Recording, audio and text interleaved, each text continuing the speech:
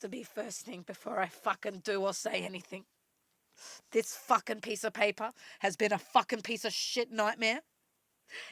Every time there's something in the background or something fucking slips in where there's a fucking detail on it, I just spent another 14 minutes on another fucking one, and the fucking receipt flopped down with the name of the business. Like,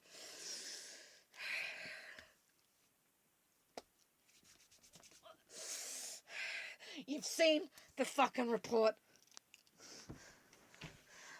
You can go back and hold it on pause. I'm going to read the cunt out. It's the 250-kilometer service. Here we go. Here we fucking go. Here we fucking go. Fuel filter was not replaced during service today, as light was not lit on dash and customer to monitor. If loss of power persists, fuel filter can be changed at a later date. Customer to monitor. Technician has advised tires, blah, blah, blah. Please check DPF or EGR to see if need cleaning. As per customer concern, DPF was not checked during service today as vehicle did not have any DTCs stored in history. Customer to monitor.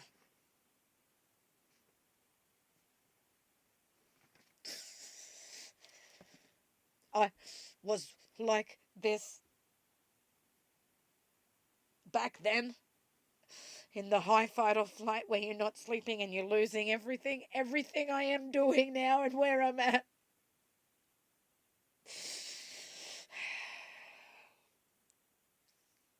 Except back then I was at the start of my plans and I still had a shitty car.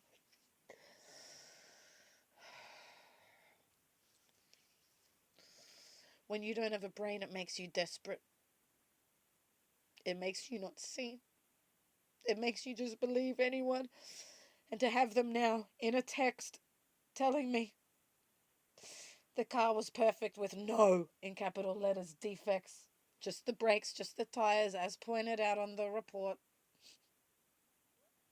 Why didn't you point that out? Because I asked you.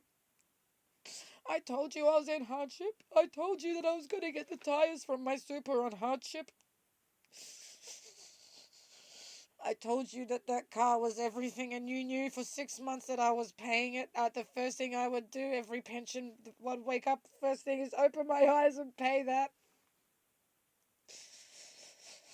Between the petrol, the insurance, the payments for the car, like it was taking half my fucking pension.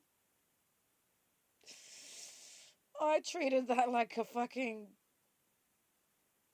the gold that it was. I was checking the tires, topped up the oil, keeping an eye on the brakes. I'd only just got it, took it over on a lease for 23 grand.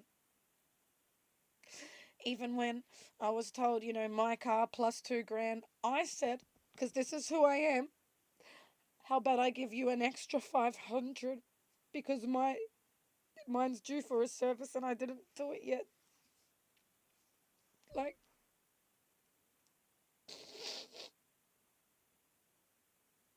to just trust, and your whole life just disappears because that person wanted to just fucking get rid of it quickly because they knew and I couldn't see. I was there going, I get ripped off all the time because I don't know anything about cars. I can't see in front of me. I was in their yard seizing. I was leaving, and because I got mad and just was flying out of there because of how sick I was, and I'm just that sick again now because my whole life got taken. I just spent 5.5 hours just to go to a shop to spend my last $40 because I won't be getting my pension tomorrow. It's coming late because, what do you know? I didn't have my lobe about me and I fucking forgot about it and didn't report the earnings of that last fucking pay I had when I was at the farm.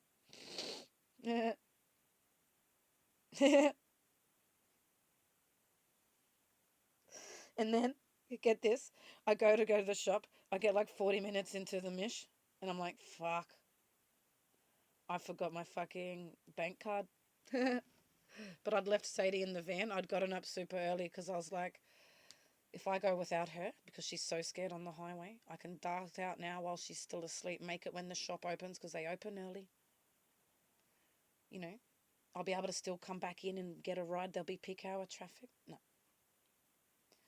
But also, I was trying to get my water jerrys closer to where I know there's a water source, because I can't do it in one trip. So when I forgot my bank card, I was like, I put them down. I was like, I'll get them on the way back. Nope. Because on the way back is when I remembered, shit, I didn't report my earnings. So I'm like reporting my earnings. Must have been right when I walked past the Jerry's that I'd left there. Didn't even realize until I got all the way, like, hours into this fucking mish. I was like, come back and I was like, I'm at the water source. I'm meant to have a Jerry's.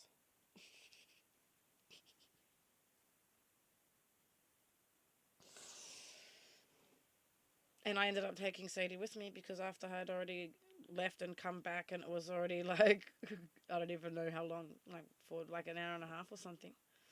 I was like, I can't lock her in. Thank goodness. She would have been in there for fucking most of the day. So I took her, and it was just, I'm in so much pain, but I still have to go back out for water.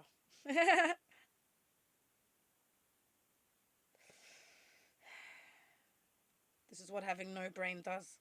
It gets you into situations that just make your life not worth anything.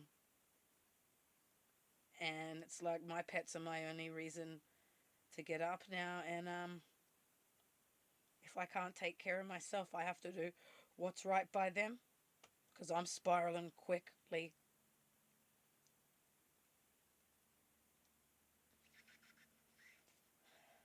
A lady I hitchhiked a ride with today lives out in a caravan without running water, running toilet, and she agreed. She said, I take shitting in a bucket and not being able to be warm over being part of that. And she was telling me all about her sensory issues, and how she's just overloaded and she just can't do it.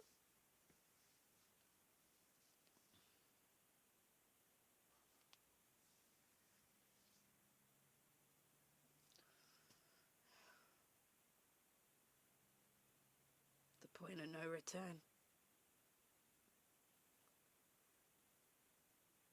I feel like